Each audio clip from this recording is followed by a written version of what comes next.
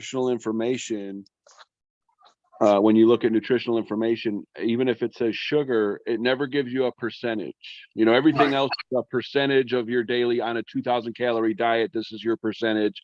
This is your percentage. Sugar just tells you how many grams. That's it. Because if they gave a percentage, people would be blown away. Because according to health experts and the World Health Organization, which I know is not the most, trustworthy group of people by some people's standards, but you're supposed to only have between 2.5 and 4.5 grams of sugar a day.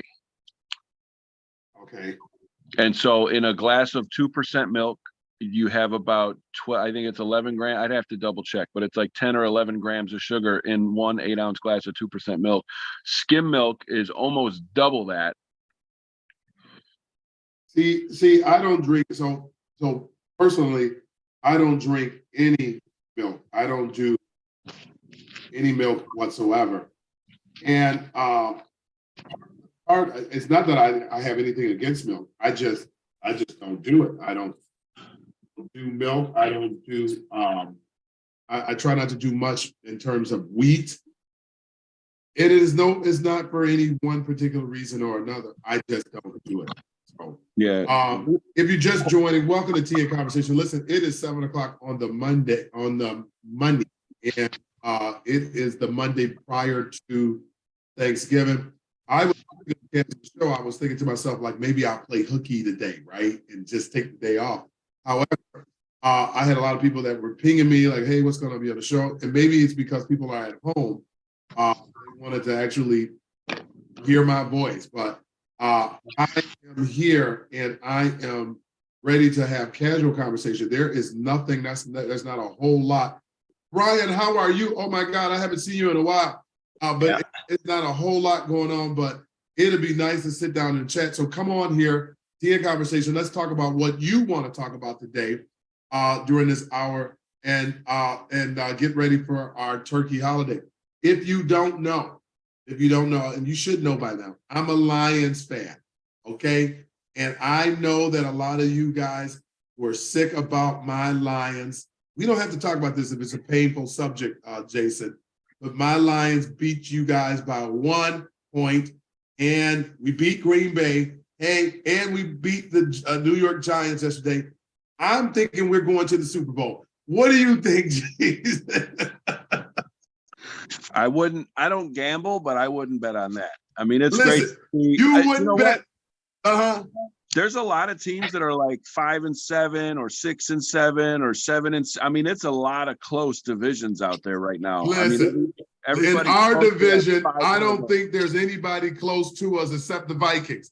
And I think that puts us in a great position to go to the Super Bowl. And if I were a Bears fan, I would just go ahead and I would just relinquish whatever false hope that you guys have. The first, for starters, if you are a Bears fan, where's your quarterback? You don't have a quarterback. You got a running back. When are you guys going to hire a quarterback? What do you think, Jason? I know I'm going to catch a lot of flack for this, but yes, listen, Justin Fields is not a quarterback. He's a running back. And I think that if we use them as a running back, and hired a quarterback, what do you think? He's hit some pretty close targets. Listen, I'm a huge football fan, but I'm not one of those that like pays attention to stats and can tell you about this guy on this team. And I know the Bears. I love watching them win, lose, or ugly as hell. Usually, every Sunday is Bears Day. My wife knows my kids know. Okay, but Jason, I watch the Bears. I'm a fan. I love watching him play. Jason, there's nothing to watch right now. Okay, you need to come on over here. The Lions have a spot for you. Okay. Listen, 3 weeks ago, where were you guys at? Listen, we're only as good as your last win, Jason. Okay. I'll give you that. Okay. And when is the last time the Bears won? Welcome to Tea and Conversation. Brian, I haven't seen, you see, I threw that jab at him, Brian. So the first time I watched a Bears game in a while was recently, a couple weeks ago or something. Oh, yeah. I watched that one, and too. I saw those orange uniforms. Yeah. Like, I remember the the 85 Bears with Yeah. the navy and then the white, or the white and the navy, is always some combination. And I saw that orange and I was like, who the hell is this? Yeah. And it was like, it's the fucking Bears, man. Yes. I thought, Brian, no they way. are who we thought they were. I whoever made that selection with the orange, I question it. I question that decision. I agree. I think whoever made the play calls, and listen, I don't have anything against the Bears, okay? I'm just happen to be a Lions fan. And the Michael Jordan, Isaiah Thomas days, it's kind of hard for me to warm up to, even though I'm in Chicago, I live in Chicago. It's difficult the way Michael Jordan treated Isaiah back in the day. It's very difficult for me. You remember, Jason, you looked like you're puzzled. But you remember when Michael Jordan wouldn't even shake Isaiah Thomas's hand. I vaguely remember that. Yeah, well, I never forgave Chicago after that.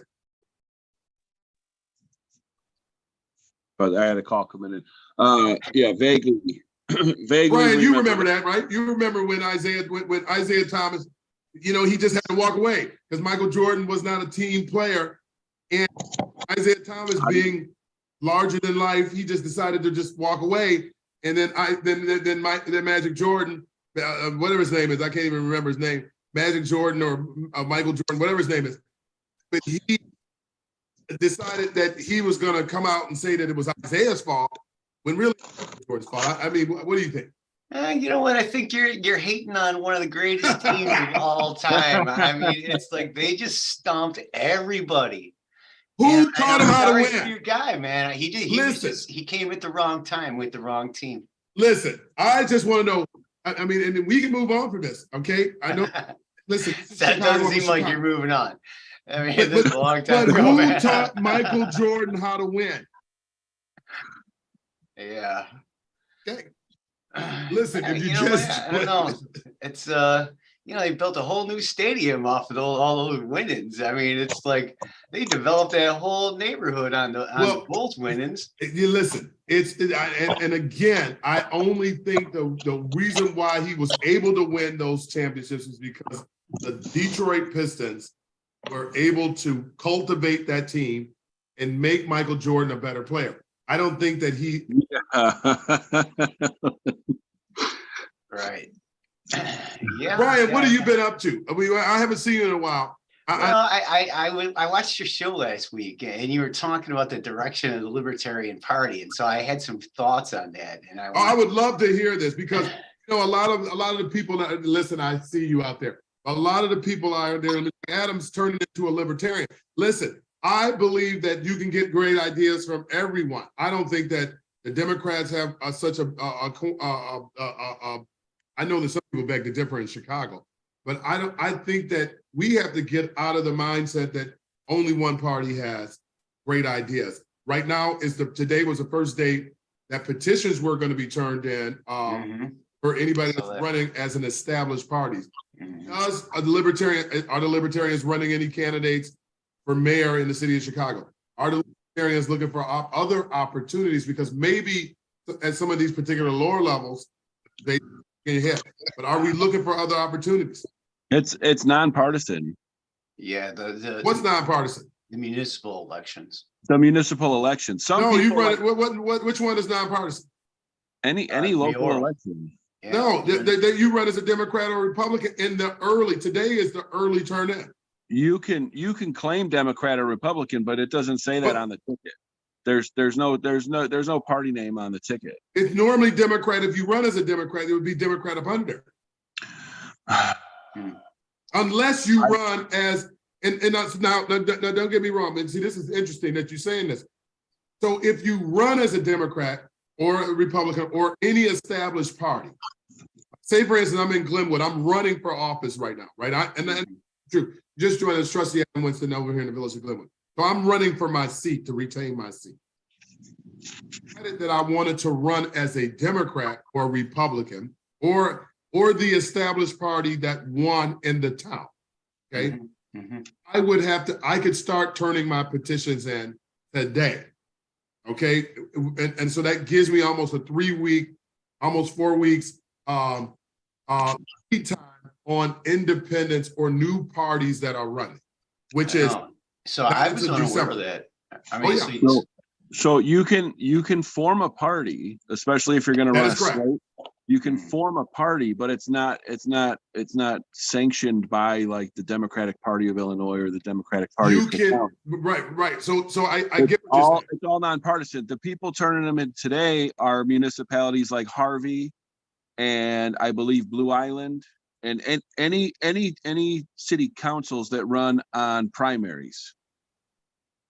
You know, there's like Midlothian, our municipal elections, we don't turn in petitions until December because we don't have a primary. We just have we have the general election on April 6th. Some towns have primaries because they got 62 candidates running. Like I just saw today, I think there's 5 people running for the 2nd ward in Harvey. I don't even know how each one of them got enough signatures because there's not enough people in the 2nd ward. So let me ask you. Okay, so because I think that during these elections, that's where people kind of get lost in this. Are those trustees in Harvey, because they're not trustees, are those aldermen? Sorry.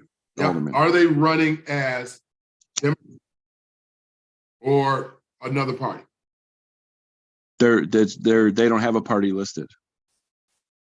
Well, so that's where I think that we've got to be careful, because if you're turning in petitions starting today, then you would have to be running as one of the established parties. So I didn't know that. So.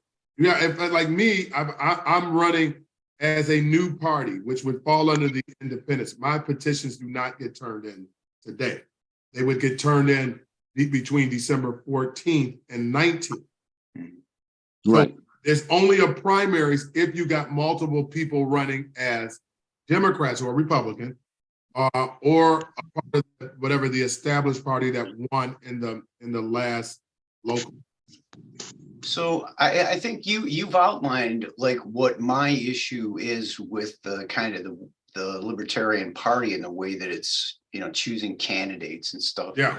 So, you know, it's my view that the party would best use its ballot access by opening up, you know, to anyone who's willing to run as a candidate. That, you know, ultimately the voters are going to decide who the best choice is. And I think if the Libertarian Party like just stepped back and said, look, we don't care what you believe and whatever your policy positions are, you don't have to agree with the Libertarian Party platform, but that it's open to you, just as a matter of opening the democratic process to people who may not otherwise be able to compete and make their voices heard. And you know, so it's my own personal view, and I think the Libertarian Party would disagree with me, but that just open it up, let anyone who's willing run, because it'll encourage interest, right? I mean, because next election, the Libertarians are going to have to gather the signatures, you know, to meet the established party threshold, whatever that is, and that's a lot. So, and so what are the Libertarians doing? So, and Jason, I you know, I did get the link, and I'm gonna go over that with you. I think I understand where there's a little confusion. Maybe in the city of Chicago, and I'm playing devil's advocate, because every time I think I know everything, I realize how little I don't know, right? So maybe in terms of Chicago, right, you just run as nonpartisan. They still have a primaries in so that's interesting, because the consolidated elections in many of these communities is in April. Like my seat is really April 4th, because we don't really have a primary. And we don't have a primary because in most local municipalities, we run nonpartisan. But you have the option. Like I remember, and I'm gonna give you so when I first got into politics, I was first time I ran, I got challenged, ballot access. And mayor at the time was able to kick me off of the ballot because he found something. He cheated. I mean, I'm just going to be honest with you. He used a real terrible technicality, which is called the non-conformity rule, right? So conformity is a rule that municipalities can use if there's gross misconduct with the ballot, right? We don't know what's wrong with this person's particular signatures, papers, but it's so many different things. Then they can label it. We're not even going to certify this because it doesn't follow any conformity type rule. That non-conformity rule is only used in extreme situations. However, this particular time, they use the non-conformity rule to remove it. So I'm down there duking it out with my attorney, and my attorney not being familiar with municipal law, right, could have argued easily to dismiss this case because of the first thing, they used the corporate attorney. They used a corporate attorney to challenge a candidate that's running against the incumbent. Mm-hmm. First problem, but again, I was new. I didn't understand how the process worked. I was just trying to run for office and do some good in my neighborhood. Right? Then secondly is conformity rule is not something that's really used simply because a person does not have a statement of economic interest.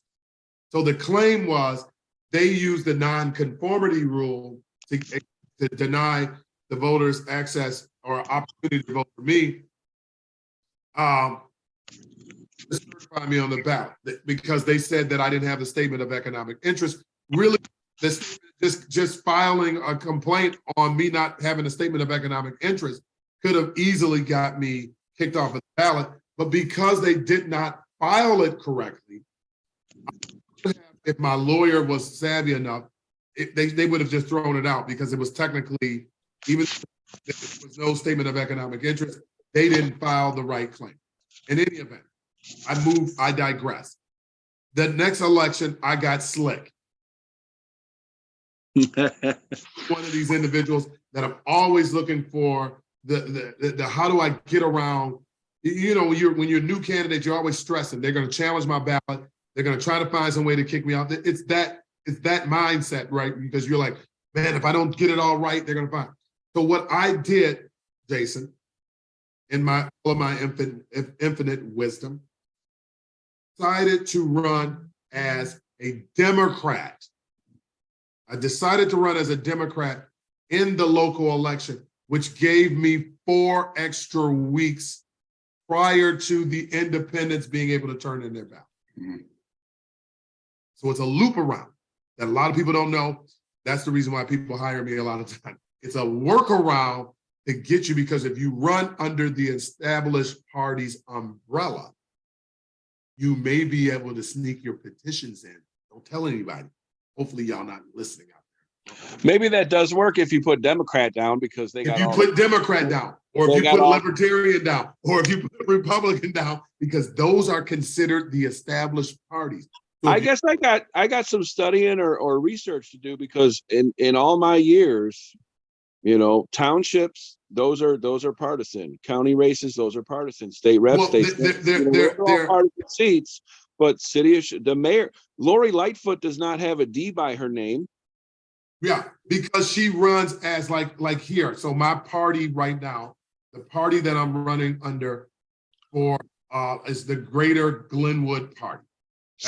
That's what you can do. You can establish a new party. You can establish a party. Like now, if I win the election under my new party, then that party has ballot access. Meaning the next election, I can vote. I can turn my petitions in 4 weeks early. Yep. Again, it's just ways to make this sausage, Brian. Okay. And I think that once people start understanding the political landscape, which I had to start understanding the law, okay? Because this is the law, or I'm not even gonna say it's the law, it's administrative. All of this shit is, all of this stuff is not legal, it's more administrative, right? So they use the administrative lack of knowledge right? To disenfranchise people from ballot access.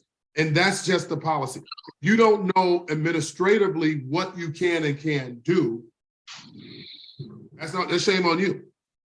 Well, I didn't get challenged. I mean, my first time running for political office, for the only time, I didn't get challenged. What did you run as? I ran as a libertarian. Okay. And that's interesting because libertarians don't necessarily ever get challenged. And why do you think that?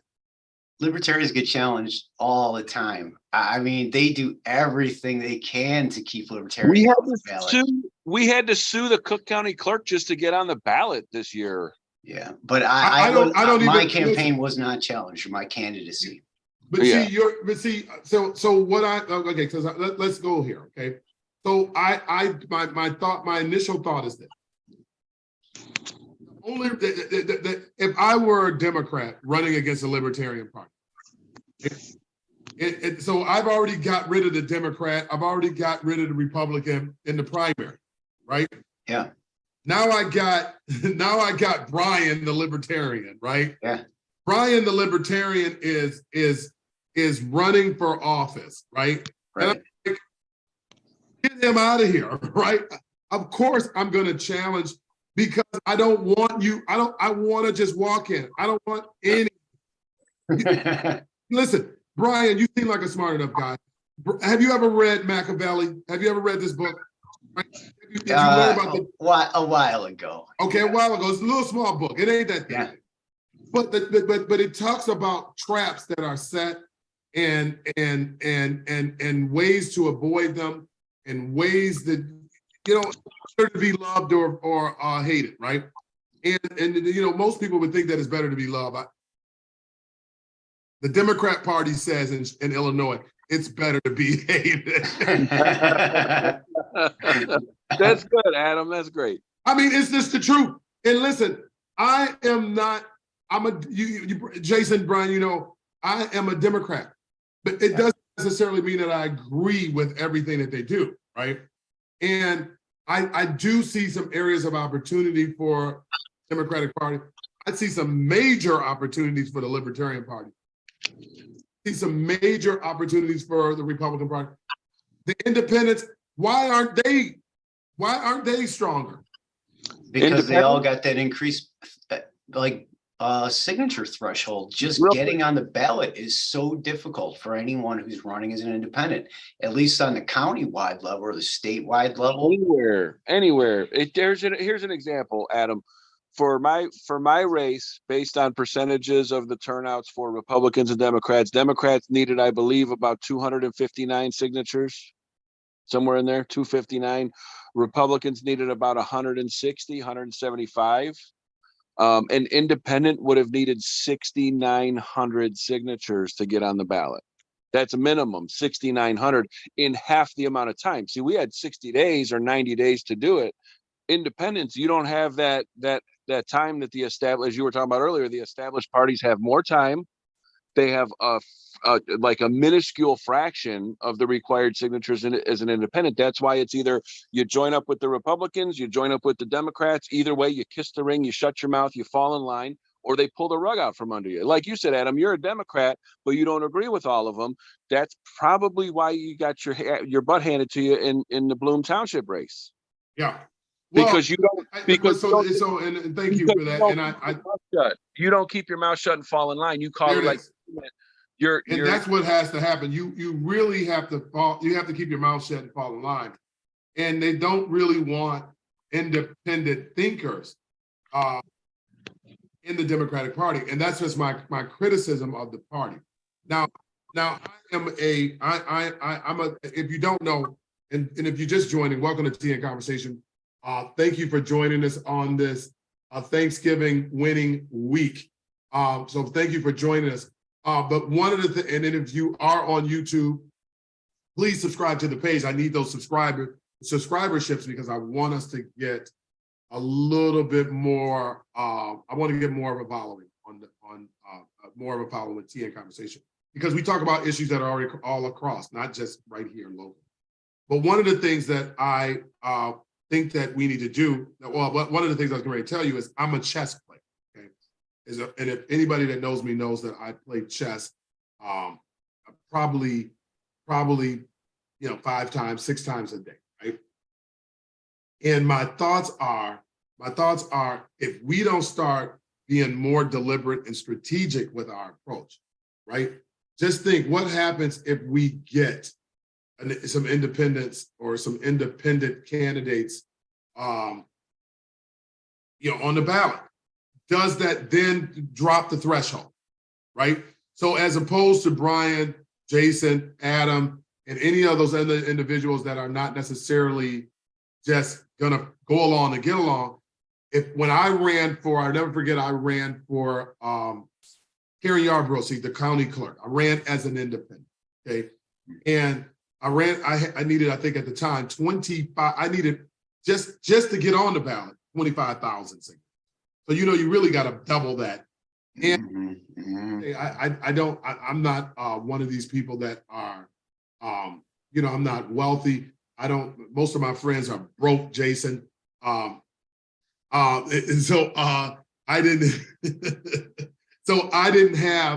I didn't have the money and a network of people that could try to help me swarm the county to get those signatures. But what if how much would you pay for a signature if you had to go buy that service? Well, it depends. Like when I needed 50,000 signatures, I really needed 50,000 signatures, and it's county-wide. It's county-wide, so it's easier to get those signatures because they're county-wide. You don't have to be, designated place. You got just a wider net cast. You could easily pay $3 a signature. Could pay more than that, but generally about you can expect about $3 to $4 a signature easily. So that's the reason why you need these. When I heard what's the young man who said he only had Nico? He said he only had $250. I say you got to have a little money. Well, he had like 1,000 signatures to get. I mean, it was, because I didn't get that many votes, and so the signature thresholds for libertarians were incredibly low. I think, Jason, what'd you have to get, like 60 or 26 or something? I had to, after they reduced it for COVID, because all the numbers got reduced by 1/3 for COVID, I needed 29 signatures. Yeah. And that was based on Brian Dennehy's voter turnout for 2020, over 5%. He got just over 5 at 6.7, and whatever that vote count was, the specific vote count, 0.5% of that for the countywide, which was like 493. So our countywide slate needed 500 signatures for Cook County, and then I needed 29 because it was divided by 17. And so now it'll be based off of Nico's vote total, which is higher. So which is not, what number is that now? So I don't know. I mean, I think it's 1,100 now. So I mean, so what does that mean? So what does that mean? I mean, now you so that translates to if we get candidates to run for Cook County State's Attorney and Clerk of the County Courts, those countywide races, to get on the ballot, we would need 1,100 signatures. Well, and then whatever other offices are open at that time. I mean, there's. Well, I just know countywide, there's only those 2 offices for 2024. Yeah.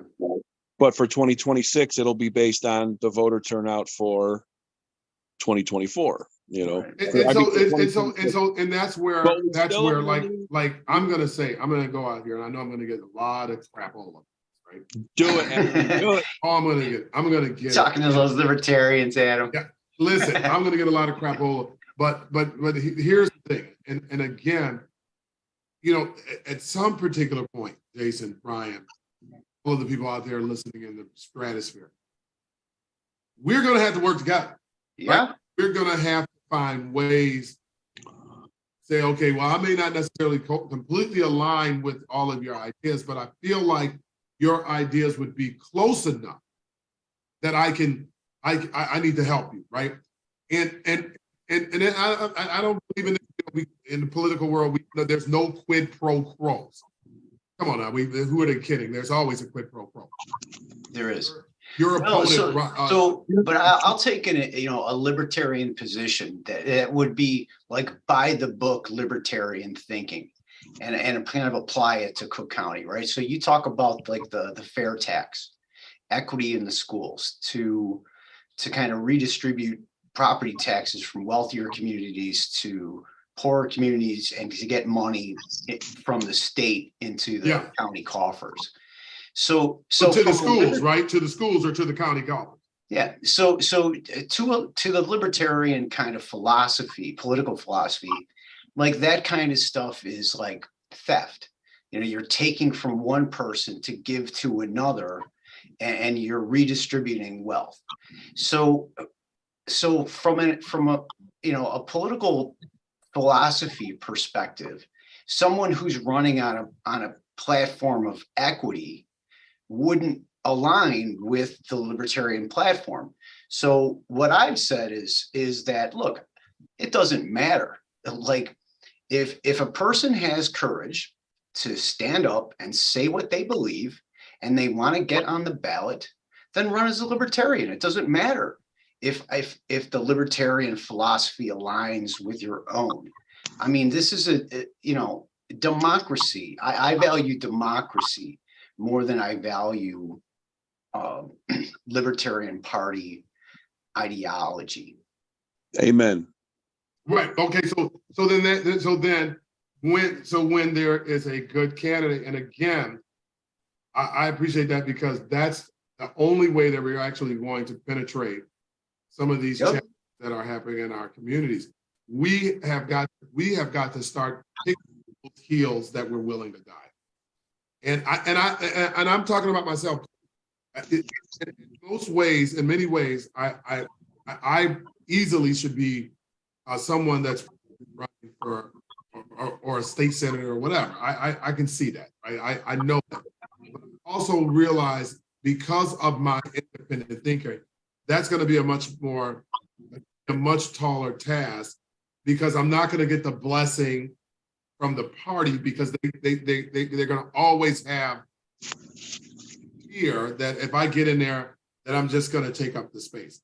And now I would see you more in an executive position. I mean, if you see yourself more as a legislator, I mean, I would see you more in an executive position, because in an executive position, you have the singular authority to do things. Like if you have an agenda as in one of these executive offices, and you have the authority of that office, you can actually do things, and you don't need other people's consent or their agreement. You can just do it. So, I mean, if you don't have their agreement, you're probably going to get some problems. But yes. I mean, you can still like institute and direct an agenda. And you know what you can do? I give more credit for people who do something that's maybe not popular, but they stand their ground on it, and they stand firm and they own it. Like Preckwinkle, for one. I disagree with her so many ways. But when Sean Morrison called her out for her unlawful continuation of lockdowns of Cook County, she simply said, I take full responsibility, meaning all the businesses that were shut down, all the people that lost their jobs, all the economic turmoil that came from COVID and her locking Cook County down. She simply said, I take it. Go ahead. Take it. I strongly disagree with that decision, but I give her a lot of credit for simply saying yes. And anybody who wants to criticize me or hold me accountable, here I am, versus the people who want to like make excuses and want to bore you with boilerplate responses and why they did it for the health and safety of the people. Okay, let's talk about for the safety and health of people. How many ways you don't protect the health and safety of people, and they don't want to have that conversation. But not only that, but not only that, Jason, but because although she says she takes ability, and I appreciate her owning that, right? It's kind of like person who's in charge saying, "Help me be accountable." Like, you know what I'm saying? And I think that's the caution, and this is my criticism in many of these things. And until you're actually in politics, and you understand that, I just feel like a lot of smoke and mirrors, right? I feel like, oh, we're going to hold you. So Glenwood, I'm gonna take you on a trip, okay, in a small little rocket ship. Recently, I don't know if you saw this, but there was a hostage situation over in the village, okay, where I live. And during that hostage situation, the man who the police and the sheriff department was trying to get out of a building, he was held up. I mean, he had tuckered down in this particular location in Glenwood, and it was essentially a hostage situation. Now, I don't know what you're gonna say, Jason, but I'm gonna put it out there for our listeners too. Should tanks be on our streets, even in the situation? You broke up. Should what be on our streets? Should tanks and other military grade weapons be on civilian streets? No. And so how are these task force being, who's giving them these type of weapons? And why is this not? And here's my passion, right? At what point does the American people understand that ain't normal? Mm-hmm. Mm-hmm. That I said that ain't right. I know that I'm going to get criticism for using those two words together, but that ain't normal, right? God, I think that we have got to get back to a point where we recognize, because I'm about sick of this too, Brian. I'm about sick of people sick of the government. I'm sick of the damn government. I'm sick of that statement, because who the hell is the government? Who is the government to be? As long as we continue to create this, I know back during the civil rights moment, it was the man, right? Who's the government? This government is not this fictitious. It's you. It's me. It's us. We make up that body, and we put these representatives in to do our work, but we give them much more autonomy and authority than they probably deserve. And until we start recognizing that the government's with us. When I got into this thing, because I was sick of being led. So when I got into politics, you're gonna lead me? What am I, a sheep? Right? Sheep, I mean, it's so interesting. I'm not gonna go all spiritual on you, but when they talk about, they refer to human beings as sheep and needing a shepherd if you're a person who reads the Bible. And I often wondered why we referred to as sheep. And then I go into Walmart and I realize that's why they call us. If you're just joining, welcome to TA Conversations. Yes, this is trusty Adam Winston, and we're just sitting here having casual conversation. Join us. You can join us on YouTube. Make sure you subscribe to the page. Or you can join us on Zoom. I put the link in there. You can join us on Facebook, whatever, but we're just having casual conversation. How do people start recognizing that the government really, truly is you? Okay? No. Is it because we're Walmart shoppers? We never figured this out. You kind of lose me there, because I am not part of the government. Are you a Walmart shopper? No, but I actively try to hold my elected officials accountable, because that's my duty, to hold my government officials accountable for working for me. And that's not pounding my chest and standing on a pedestal, but literally, you chose this position, you chose this job, you applied for it, you campaigned for it, you wanted this job. So now you need to be held accountable and discuss these things of what you're not doing and what you should. But do you, Brian, did you follow me? I feel like you're, and again, I think that sometimes we split hairs on some of these things. Well, do you mean because we vote because we voted people into office, that then we take responsibility for them because we voted for them and now we're responsible? I can follow you on that. See, I don't, like, right off the bat, everybody knows one of my main talking points, and me and Brian have talked about this for over a year, the failed war on drugs. I am not part of the government. I'm not jailing people at Cook County Jail for possessing drugs, because that's ridiculous, that's dehumanizing, and it's just it's medieval. You're literally putting people in jail cells with murderers and rapists because they had a substance in their pocket. get out of here. Just don't even. So that's why that's one of the reasons why I don't want to be put in that boat. I'm not responsible for that. Right. You know what I But I'm not responsible for bombing kids in the Middle East. But aren't we in this love together? Well, kind of, but that's the kind of talk that leads to, like, you know, anti-government rallies and protests. I mean, you want to go protest the war with me, Adam? But you know what it kind of reminds me of, Jason? I'm gonna go there, okay? Please. This black on black crime got to stop. Who disagrees with that? Doesn't crime period need to, don't matter if it's black on black. Crime Yeah, I mean, needs to stop. we can go through the whole list. You it being black on black, it gotta stop. We gotta stop. We have to recognize we cannot isolate these things and wonder why people just remove themselves. If it isn't good for one, then it should be good for another. You get my point? So we gotta stop looking at it through our own little respective silos. Mm-hmm. What do you say, Brian? Oh, I completely agree with you. I mean, it's you know, if I were just to describe my own politics, it would be kind of Americana, you know, or kind of ethical humanism wrapped in Americana. You know, it's like I recognize that America is a flawed country. For as perfect as it was set up, the Constitution was set up.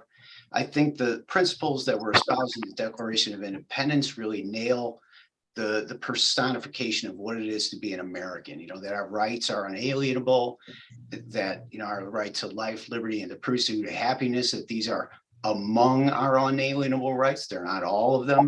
And by unalienable, they mean that the government, the politicians didn't give us these rights and they can't take them away. And that a just government rules with the consent of the governed. Like, this is foundational principles. And when I look at what the politicians are doing, I mean, it doesn't, I know, the people are getting locked in cages for non-violent crimes, for licensing crimes, for, you know, people, they're shot to death for not complying. I mean, it's all gone too far. It's like some idea that if we just, you know, militarize the police and enforce rules more violently, that we're going to make our lives safer. I mean, that is a failed policy. And it's time that we start to re-examine what it is we're using government force for, what are we using taxpayer money for. I'm not anti-government. I'm against the way in which government resources are being allocated. Like, I myself have at one time been on welfare. You know, as a young person, and my family had robust benefits. We had hot school lunches. I mean, that stuff matters to people. And so to the extent that we're taking away kids' lunches or breakfast or some take-home bag and stuffing some politician's pension plan, we got a problem. And you know, how is that going to be addressed? They don't want to talk about that. I want to talk about that. I mean, we got kids. I mean, are they all being fed? Like, you know, like I know that, you know, the school my daughter attends, they eat, like, you know, bread and butter sandwiches. What the hell are they feeding these kids? You know, it's like, you either you know, send your kid with a lunch or you get a bread and butter sandwich. I mean, come on with that. I mean, I wish I remember. I want to say it was Commissioner Moore, Stanley Moore, but one of the 17 commissioners, when they gave themselves a raise, went on record on the Chicago Tribune and said, I need this raise or I'm going to have to pull my kids out of private school. Tough to be him, huh? It made me sick. And then somebody pointed out, like, you know, he's one of these diehard Democrats that are supposed to be so for public schools, but yet they're not good enough for your kids. You actually need a raise of my money to make sure your kids can stay in private school. You went on record and said that, like, ooh, and I bet you a steak burrito. I don't gamble. I guarantee not a single other elected official said a word about that in public. Right, because they probably didn't say a word because it's not popular. And again, you know, you have, I think that the biggest criticism that I have with, and and the vulnerabilities that I see in government and those who are representing us as government, is the lack of leadership. It's pure lack of leadership. Whether you like Donald Trump or not, right? Whether you think he's a scum of the earth, one of the things that I recognized when he was operating as the president was that all of those other individuals were not leaders. They weren't leaders. They did what he said. Okay, and Obama was a leader, and he was a leader, right? But he's one of those individuals that he would have been beheaded if he and I say that because he was a nice guy, right? Yeah. And in most monarchs, right, kings been killed, right? Somebody would have taken the throne because he was too busy trying to get along with everybody. And it just doesn't work. You know, is it better to be feared or loved? That's the reason why I encourage everybody to read this book. Is that you got to have a little fear. I think that one thing is that people were scared of hell of Donald Trump. And I don't know if that's a good thing, bad thing, but they respected the hell even the people that were in leadership roles, right? Bowed down when he came to the town. And again, this is not to celebrate his lack of tact and his decorum and all of the other issues that he had. I think that rather he was right, wrong, or indifferent, he stood on what he thought was the best way to go. And I think in now we don't have that. We just have a bunch of sheep following the shepherd, and we hope that the shepherd that's leading them is leading them in the right direction. You just welcome to Tea and Conversation. We're just having candid conversation about politics, the Libertarian Party. Where are they going? What are they doing, right, to get more people on board? One of the things that I wanted to go back to, Jason, you sent me a link. You sent me a link in the chat about the election. And one of the things that I wanted to do, I pulled up the election book, right? So I just pulled up the election book, okay? The election book, the 2023 election book, if you're running for all the candidates guide. Yeah, the candidate. So these are the type of candidates, okay? Established political party candidate personalities, right? So established party, a political party which at the last election in any municipal the state polled more than 5%, right? So you guys polled more than 5%. So that means you would have been considered the Libertarian Party. You could have ran as a Libertarian, could have turned your petitions in if you were running in your local community as Libertarian under this guise. 5% of so you still would have had to have 5%. They look at it different. Okay, so municipalities over 5,000. Okay, so any municipality that has over 5,000 people in population can run under the guise of an established party. So if it's an uncontested office, say for instance, you're running as a Democrat, but nobody else is running as a Democrat, there's no primary. You just go to the consolidated election in April. If it's like you said that in Harvey, there's so many people, they're going to have a primary, and then that winner will be chosen. Well, no, that's interesting because the person that wins in the February, because they all run as Democrats, right? They all run as Democrats. So whoever wins in February is the new alderman, because they don't have a runoff, right? There's no other party running. So it's not like if I ran as an independent in Harvey, Jason, then that Democrat would have to run against me in the April election. You get what I'm saying? But if you ran as an independent on an established party ticket. But you can't run as an independent on an established party. Okay. So those are two different things. Okay. You can either run as an established party, which in this case would be Libertarians, it would be Republican or Democrat, or if you like the greater Homewood Party, that would be the established party because that's the party that won in that town. So you would have to run up under one of those guises. So I just want to reiterate that anyone who has the courage to voice their concerns or their perspective on government, I invite them to run on the Libertarian Party ticket. You don't have to agree with the Libertarian Party. You don't have to be a member. You can use. But listen, encouraging them is one thing, right?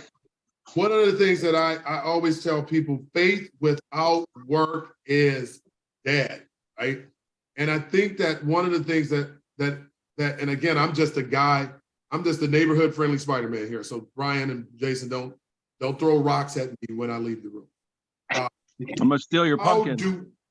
How do we get people excited about the Libertarian Party? We don't. I mean, because there's nothing exciting about the Libertarian Party. That's the issue. Yeah, no, in Cook County, the Libertarian Party has a the reputation of being even, more right than the Republican Party. I mean, right. It's like, this is a Democrat town. So the Libertarian Party, I think the Libertarian Party best uses the ballot access to encourage any person. It doesn't matter what your politics are. If you want to run for office and, running on an established party ticket is going to make it easier for you in terms of signature gathering. I mean, you'll be in the general election. Hey, if you get on the ballot, you'll be in the general election. The Democrats, if you run on the Democratic ticket, then you're subjected to their hierarchy. You don't have to. So Brian, I think that you're absolutely right. And you guys get a Ross Perot, another Ross Perot, or one of these candidates that, what's the other guy's name? Not Ross Perot, the other crazy guy who, not the crazy guy. What's his name? Ron Paul. Ron Paul. Okay. See, did you just call Ron Paul crazy? I didn't mean crazy. I mean, Rand Paul is a little crazy. I'll give you, Rand Paul is actually quite the character and a little off his rocker, but I'm just amazed that you knew who I was talking about. So even though I may have said just crazy, you attached the name to it, Jason. Well, because that's just even my uncle, who's very brilliant and intelligent when it comes to politics and stuff, he said the same thing about, I shared one of Ron Paul's quotes, and he said, you can't be running for office sharing his quotes. I'm like, what are you talking about? He's like, people think he's crazy and radical. And I'm like, well, that's fine if people unfortunately don't understand. I mean, I'll defend his logic and ideas any day of the week. You know what I mean? I mean, he's like Brian. I mean, he just hits it. He hits the nail of logic on the head with the hammer of common sense. Okay, I'm gonna leave there. I'm gonna let that one hang out there to dry. But my thoughts are, maybe right now the opportunity for the Libertarian Party is, instead of just it's hey, you don't need as many signatures. Yeah, exactly. As a Cook County resident, I am a Chicago resident. I have lived in this town for 40 years. When I wasn't, in living in another state or living in Canada, I was here, 35, 40 years, South Side, so, I'm familiar with Cook County and its politics. There's been one guy that wasn't a Democrat, Tim Evans, and he ran on the Harold Washington Party ticket, and he got elected as judge. And that is the one person, if my understanding is correct, that has actually managed to achieve political office in Cook County that wasn't running on a Democratic ticket. So what I say is this, and it's not for lack of quality people in Cook County. There's a ton of quality people in Cook County, a lot of talent, a lot of people that are active, social, community activists who feel themselves thwarted by the Democratic Party's process, mostly money. I mean, when someone around here asked me to sign one of their petitions for a Democratic alderman, I asked them, who's getting the money? And they said, well, not my candidate. My candidate ain't getting nothing. I said, okay, fine, I'll sign it. Somebody else asked me, hey, sign this. I said, no way, man. You know, if your candidate's getting money, that means that they're towing the party line. They're not giving money to people that are going to buck the system. And so if the candidate is getting Democratic Party money and you can see it, it's online, then hey, you know where their bread's buttered. Well, then how do we? But Brian, to your, I mean, and I appreciate you sharing that. But one of the things that I struggle with, and that's the other thing, fundraising is, and Major Jason, you know how important fundraising is. It's the lifeline, and you have to raise money in order to run. And my thoughts are like, I know that as I run, I have to fundraise, because candidates, one of the things that really trip over very good candidates. Jason, you just ran for your office. Could you imagine the difference you could have made with billboards or more mailers, so on and so forth? It would have speeded up the amount of access that people had. You know, having people at every polling place during early voting. All of these things matter when you are running for office. So the devil isn't in the money. It's where it's coming from. It's where it's coming from. So so maybe the criticism doesn't lie with candidates that are taking money, but what special interest group is supporting them? Mm-hmm. Because we all need champions, right? You know, one of the things is when I'm not in my construction business, I work as a consultant. So I do consulting for a lot of different organizations. And one of the things that I often tell them before I come in there is that, look, somebody has to be able to champion me, right? Because if I'm coming in here, you hire me as a consultant to look at your portfolio.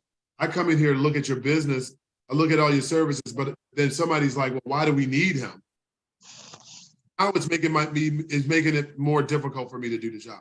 If a candidate does not have to focus on getting the money, right, so that they can even run for office, wouldn't they be more likely to be able to be a candidate of our making if people like you and I supported, you know, those regular candidates that aren't money for special interest groups? Bernie Sanders did it, right? Most of his money comes from, you know, regular people. Give me but how does $5. I wasn't at his thing. He wanted $5. He was asking people for $5. And listen, and let me just say, and you need a lot of $5 when you're running for president, right? And I'm saying that in these local elections, we don't understand how incredibly valuable, and hopefully, Brian, you guys as a Libertarian Party are thinking about this. Somehow you guys got to start penetrating some of these smaller markets with your branding, and then hopefully get them to just expand into other areas. And maybe sometimes you gotta support a candidate. Well, so the Libertarian Party is a pretty small organization. I mean, if you go to one of their meetings, you're going to see, I mean, at a state convention, maybe 100, 150 people, something like that. I mean, that's kind of the active membership statewide. So, I mean, if you're looking for support for your campaign, you are barking up the wrong tree. When people go to fundraise, I mean, it's like you got 100 hands in the pot, all looking for some cash all at the same time to support their campaigns. And so funds are going to run dry. And I think when you start accepting money then you are opening yourself up to the criticism that you are bought. And if you look at Bernie Sanders specifically, I mean, look, you know, he eventually, you know, threw his votes towards Hillary Clinton. I mean, he kissed the ring. So He sold out.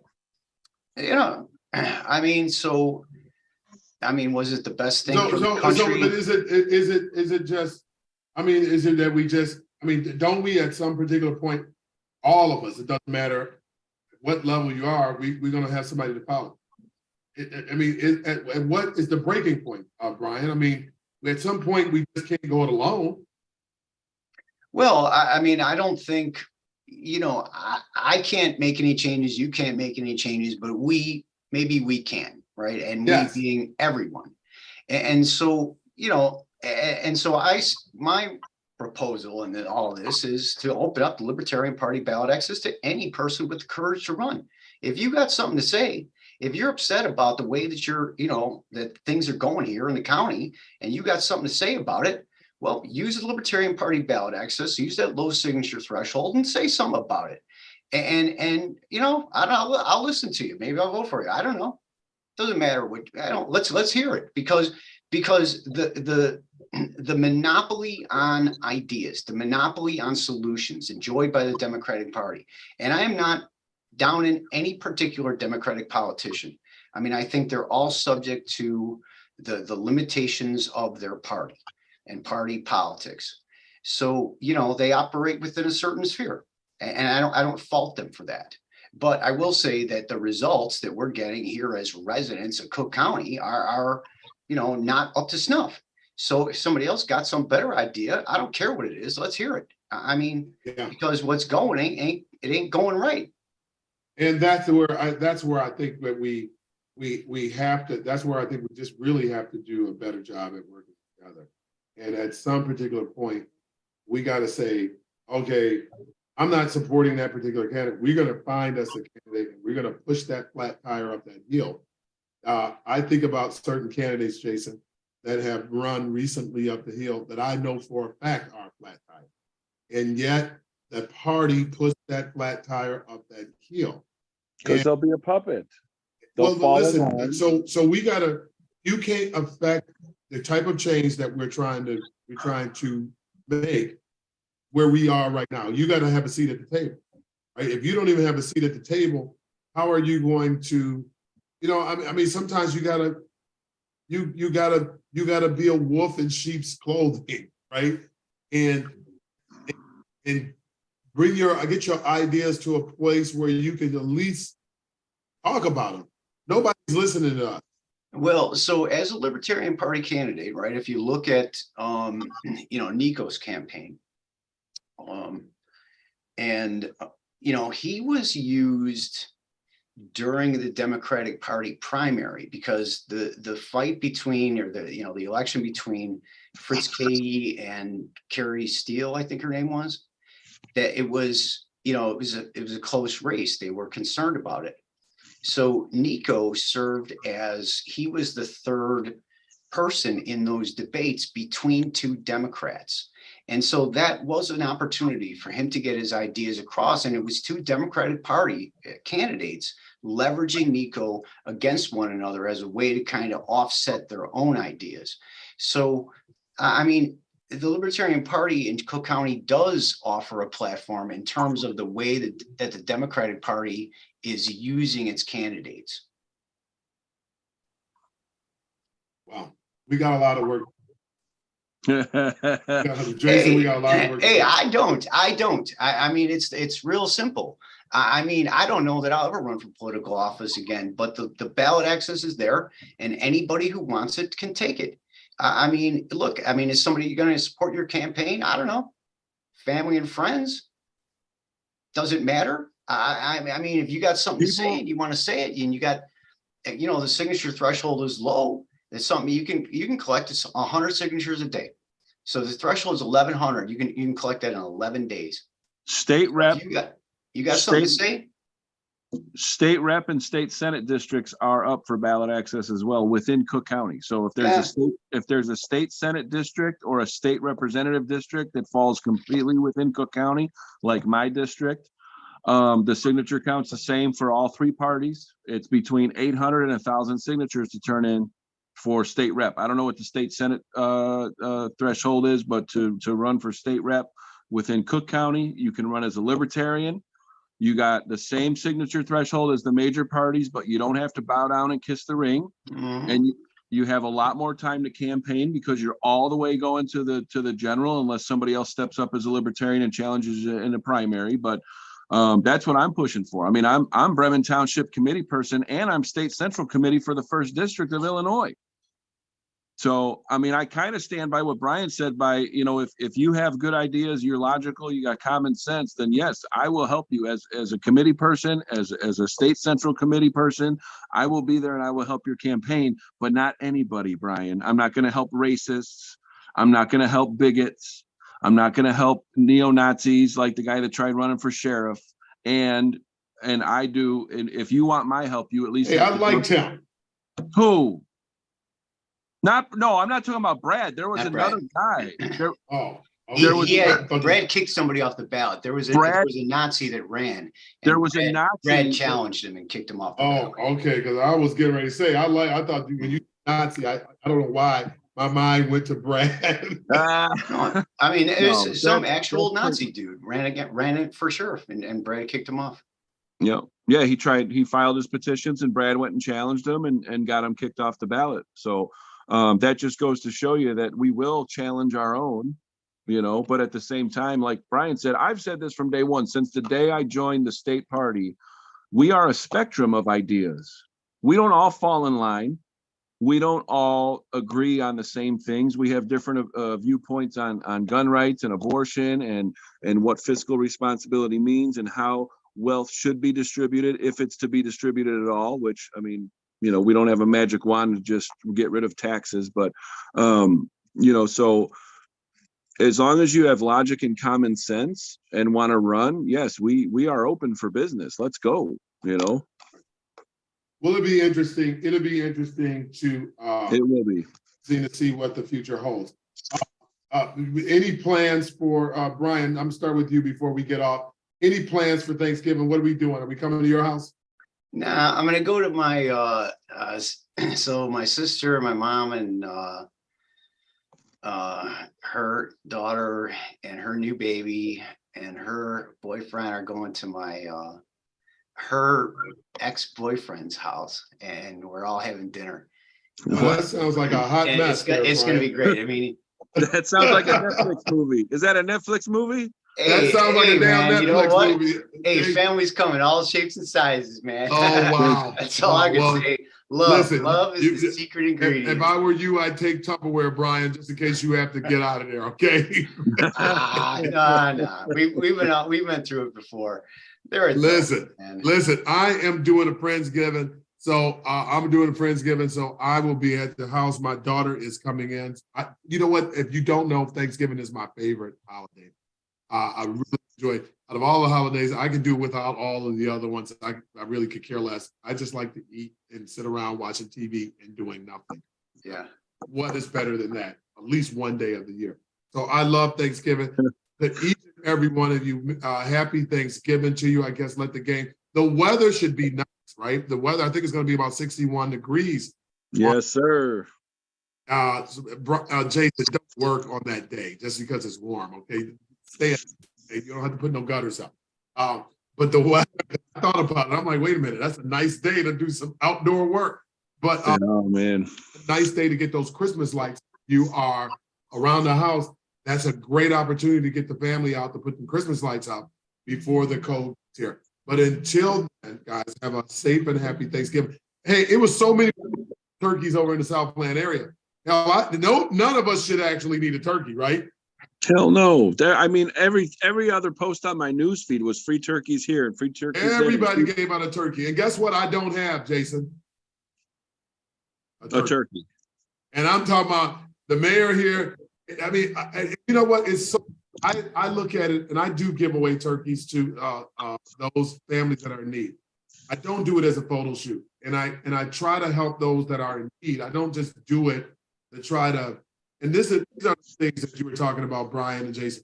That people kind of bastardize just goodwill. Like people really need help, right? And then you turn this into a kind of a photo shoot. And I don't think it really wins anybody any favor. I don't think the ones that are going to vote for you, they're going to take that turkey and not vote for you. They don't really give a damn. So I don't think it really worked like back in the day, the day you get everybody was like, oh, that's my man. There's so many people giving out turkeys now. I don't even know. People don't even eat this many damn turkeys. Would these stores even sell turkeys if politicians weren't spending all this money on them giving away? Yeah. Why don't Thanksgiving? Here's a thought. Go there, Brian. I think all turkeys should be damn free on Thanksgiving. Just everybody. You get a turkey. Now, that would be something, because we got the land from the Pilgrims or what have you, just give everybody a damn turkey. go in the store, show your ID, you get a voucher for a turkey. Why don't we just make it a national turkey holiday since so many people get out any damn way, right? Give out a turkey to everybody. Wouldn't that be something? There's something to run on, Brian. Man, hey, I ain't taking nobody's money to buy nobody else no turkey. I mean, if it's up to me, let the turkeys run around, let them run free. Listen, They are prolific and they will be everywhere and everyone will have a turkey. I think Wow. that's what they should do. They should set free a certain number of turkeys in every community. And if you catch one, you can have it. You bring it to a facility, they'll clean it for you and kill it and then give it back to you. But you have to go catch it. You have to catch your own turkey. If There'll you be want a free turkeys turkey. everywhere. They I'm not are catching no doggone prolific. turkey. And in fact, I think most of these people don't even eat the damn turkey. Turkeys, and they're not even eating the turkey. But in any event, one of the things I'm gonna let us go because I know it's a little past 8 o'clock. But Jason, Brian, you mentioned something about America earlier, and it kind of struck a nerve to me because I do a little bit of reading, a little bit of research, and one of the things that I find remarkable is that America. I love America, and I love this country because this is the only country I know. So when I tell people I love it, I know that now. I was adopted, so I was adopted, and people say, "Well, do you hate your mother?" I don't know. I didn't matter. Hell, how can I hate somebody I never knew? America, I love this country because I don't know any other. I'm just an American. I don't, what else do I know, right? But one of the things as a person here that's starting to understand and be a little bit more alert. I'm not going to say woke. I know that that's the popular word now, but there are many things in this country that are contradictions, right? Like the name that you said, American. What did you say? You said, what did you say, Brian? You used to say America. You said American. What did you say? Americana. Americana. So, Yeah. so do most people know what where the name came from? And I guess I'm going to leave it at that, right? But maybe people should look up, how did we become America, right? Because really, technically, countries are named after females, even though I guess the founders or the people who discovered or this place was named after was a male. So there's your homework, okay? But it's very close to what you said, Brian. But it's so many things that are a walking contradiction, and just the name alone, America. If you start doing the history, it would make you scratch your head like, wow, Amerigo. To give you a hint, Amerigo is who's the country named after.